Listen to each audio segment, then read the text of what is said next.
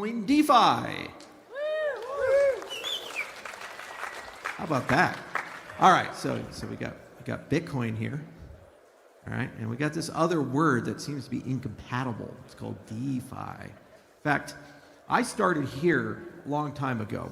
And when I started in the Bitcoin space, all you really could do is just send Bitcoins around. That's it. It was really cool. We were like, wow, we're like, oh, geez, you mine them, you collect them like Pokemon, you send them around to people, and at some point they'll be worth something. And it's probably not illegal. Maybe. I don't know. Don't tell your friends. So then all of a sudden people said, you know, we'd like to do more with Bitcoin. And I said, like, what would you like to do? They said, we'd like to issue assets. I was, oh, well, that's a pretty good thing. Yeah, we should have more than just Bitcoin. So some protocols were invented, like Mastercoin and Color Coins. And they said, let's be multi-asset. Great. It was a horrible experience. Didn't work. Then we said, well, you know, we'd like to do more with Bitcoin. I said, well, what would you like to do? It's like, we'd like to have like application. What if the transactions, crazy thought, are programmable? Kind of like you had the web browser back in the day. You had HTML in the web browser. You have these beautiful websites with the little GIF flames on them. You know, they're very nice, but they're static. Can't do anything with them. But then JavaScript came, and then Eureka! We have Facebook, and we have YouTube, and we have Google, and we have all these amazing experiences in porn, and it's great, and people love it, and it's wonderful. Well, unfortunately, we didn't really have any scriptability here. So what ended up happening is the altcoin space stepped up, and many different ideas came. So the first coin I created was something called BitShares. It was the first algorithmic stablecoin index back in 2013. That's called being too ahead of the time. Didn't quite work out as well as it needed to, but the second thing we did was called Ethereum, and it brought this DeFi revolution into the space.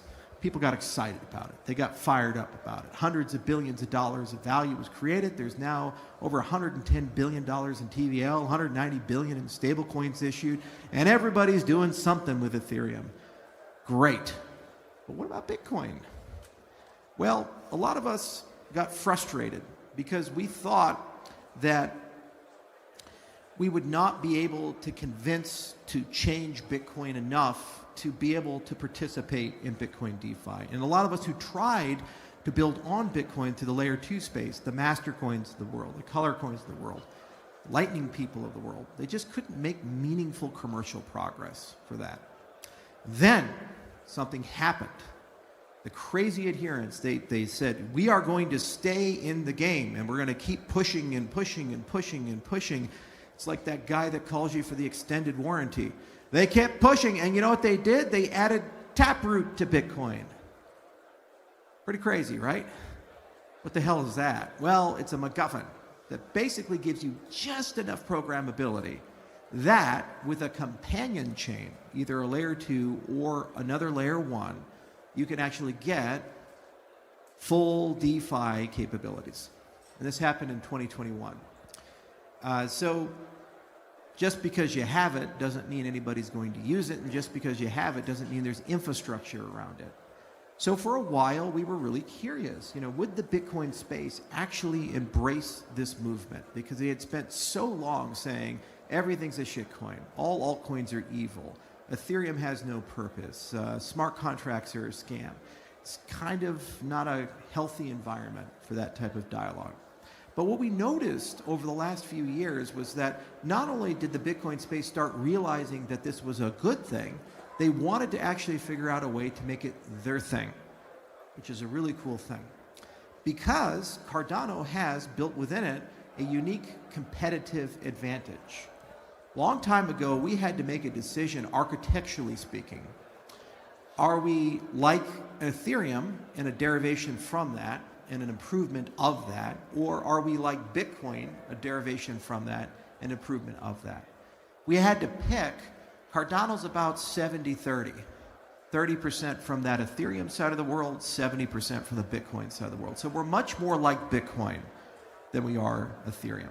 We have UTXO accounting, but the better one, extended UTXO.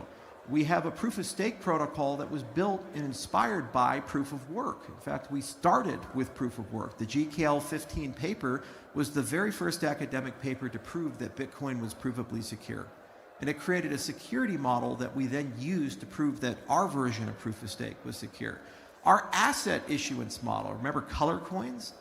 Well, Cardano native tokens are actually inspired by that. We just basically built native support into the system.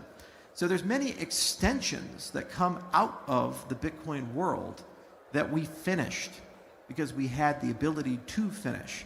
Now, we took a lot from Ethereum as well. We took a lot from the other things in that space as well, except for the hacks. I can't help myself. I have to reform. But we took a lot of the good stuff, you know, and left out the bad. And so when you put those two things together, if Bitcoin needs a companion system that is going to help it in its DeFi journey, I would argue that Cardano is one of the most competitive, most compelling, and interesting experiences for that. And that's what this presentation is about, is to kind of walk you guys through and show you the art of the possible and tell you what's being built today, right now. Some of the technology already runs on mainnet, meaning Bitcoin mainnet and Cardano mainnet. Other technology still in the testnet range, but it's moving and evolving rapidly. In fact, the last time I actually talked about this was at the large Bitcoin 2025 conference. So large, over 100,000 people were there, and we've already made significant progress since that time. But let's talk about the stack. And I have this prop on the stage. I like props, so here's what we're going to do. We're going to move it. Cubes. All right, let's deconstruct our cubes.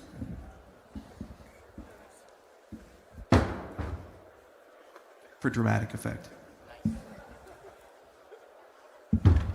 Okay.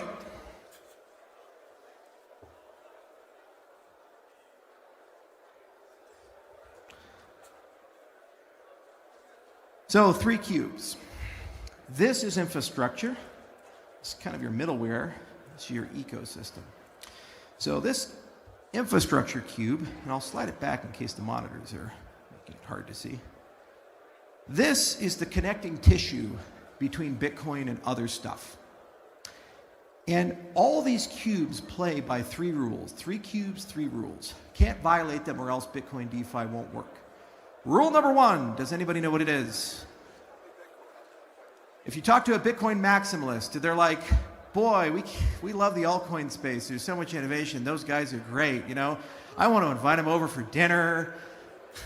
There's no such thing as a shitcoin. We're all friends and family. No, they hate us. They say shitcoin. They have Max Kaiser go around, and there's just not enough cocaine left for that guy. Christ. Everything's a shitcoin. Everything's bad. There is only Bitcoin. That's rule number 1. So the security of the system must come from Bitcoin. Rule number 2. If there's only Bitcoin, if you're paying transaction fees, what do you pay your transaction fees in? Is it Solana? Nope. Is it Cardano? ADA? No. It's Bitcoin. You can only pay your transaction fees in Bitcoin. Sorry. That's the rules. I don't make them. They live by them. It's 550 million people. You know, we kind of have to accept, right?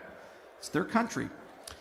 2, only transaction fees in Bitcoin. And 3, if you get a yield back from your DeFi, do we pay that yield back in Dogecoin? Do we pay that yield back in Tether? Do we pay that yield back in ADA? No, there's only Bitcoin. You pay the yield back in Bitcoin. There's only Bitcoin. Those are the 3 rules. Now, if you tell a maximalist that, they'd be like, I want to hate you, but I can never find a way to do so because I agree with you. So your infrastructure layer, it has to be able to create a world like that, where you derive your security from proof of work. You pay your transaction fees in Bitcoin. And whatever the hell this DeFi thing is doing, we don't know what's going on under the hood, but I better at some time get like back somehow, some way, Bitcoin out of that thingy-mabob that you've created. That's rule number 1. That's the first part of the system for the 3 rules. Then the second part is the user experience. So this cube right here. Okay, so we have this thing called the glacier drop. It's an example of like designed by committee, because there's all these things that are happening, all these people are talking about it. As much as I love it, it is not an easy process. Okay, if we had that user experience for Bitcoin DeFi, it'd be over. It's got to be simple. It's got to be Apple-fied, okay? These are Bitcoiners. You click a button, it's a toggle, it's a thing. You have Bitcoin and Bitcoin DeFi mode. Bitcoin DeFi mode. What's the difference between the two? You click a toggle. That's it. That's what Bitcoin DeFi has to have. So you have to have a wallet layer inside the system that hides all that complexity and just pushes it to the back. And it, for the user, is as simple as a toggle. You click it and you're done. That's it. And then for the ecosystem side, you have to figure out a way to handle that whole fees, and you have to figure out a way to have that whole yield be in Bitcoin. So what's really cool about Cardano is we invested heavily in a lot of foundational technologies. On the infrastructure side, we invested heavily in things like BitVMX. In fact, Cardano is going to be next year the best development platform for Bitcoin DeFi. You can use Aiken, Plutus, and other tools to write Bitcoin script that runs natively on the Bitcoin network. We are UTXO accounting. So if you're building a UTXO application, the paradigms match. It doesn't for Solana or for Ethereum because they've chosen different paradigms. So you have to translate it to write that application. You don't for us. So because of these heavy investments here, we have a native advantage. We own a wallet, input-output. We have this amazing lace thing, and Brandon is going to show you the toggle. And once you see it, you get it. Yeah, click it. That's all you have to do. Bitcoin DeFi mode. Not new Bitcoin, not different Bitcoin, not shadow Bitcoin, not Bitcoin Microsoft. It's just DeFi mode. That's all it is, okay? And on the ecosystem side, there's all of these amazing dApps that are getting ready for Babel fees, like Fluid Tokens, for example. We love them. They're amazing. And they're actually the first to implement it in software. And they can talk around how we can get a yield in Bitcoin and how we can get fees in Bitcoin. So buckle up. The people that are coming up next, they're going to walk you through this stack. And they're going to take care of you guys. They're going to show you the vision, show you the journey. And you know, once you've put it all together,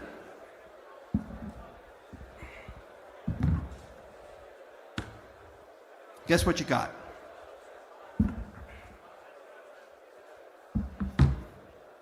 You have a TVL opportunity that is 4 times larger than the market caps of Ethereum and Solana combined.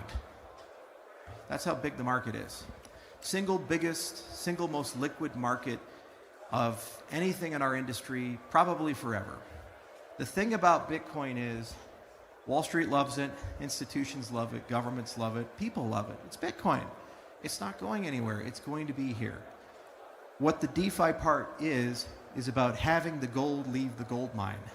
It's kind of a weird thing. You mine it, you have to just like keep it at the mine forever. No, you make jewelry out of it, damn it. And this is what's making jewelry, the DeFi side of the world. And that's what we're going to do. And I think that Cardano is the best suited ledger for this. We've been planning this for a really long time. From where we inherited our technology to concepts like Babel fees, you can kind of see little by little how we put all these pieces together. And I think we could be the first to actually inherit those 3 rules and get it done. And what's so super exciting is that if this works, which I think it will, it's going to bring not only billions of dollars of TVL and lots of transactions, but it finishes something that I started my career on. You know, I started as a Bitcoin guy. I was the founding chairman of the Bitcoin Foundation's education committee. I started the Bitcoin education project. I wanted Bitcoin to be ubiquitous. I wanted Bitcoin to be successful. I wanted Bitcoin to fundamentally transform the economic, political, and social systems of the world. The challenge is you can't do that if you don't have the E, the economic, and without smart contracts, you can't get the P or the S. So to me, it's a pretty magical thing to come back to where I started and know the place for the first time. Because of Taproot, because of BitVMX, because of the partnerships we have, because of the existence of Cardano, we can add something new and exciting to this conversation for 500 million people. And we could do it at a scale that no one's ever seen before. So I would love to welcome up the next speaker who's going to talk about the base of the stack, our good friend Torben. Torben, where are you at? Or actually, Brandon, you're up next. Well, why is Torben on the slide? All right, well, we're going to talk about the middle part of the stack. I'm not sure why, but we'll welcome up Brandon, and we'll get your slides there. Enjoying Rare Evo? Then lock in your spot for next year, right now. Rare Evo 2026 is already in the works, and it's going to be even bigger. More chains, more builders, more connections. Tickets are live. Go to rareevo.io/2026 to grab your early access pricing before it's gone. Don't wait. Be first. Be part of what's next. We'll see you at Rare Evo 2026.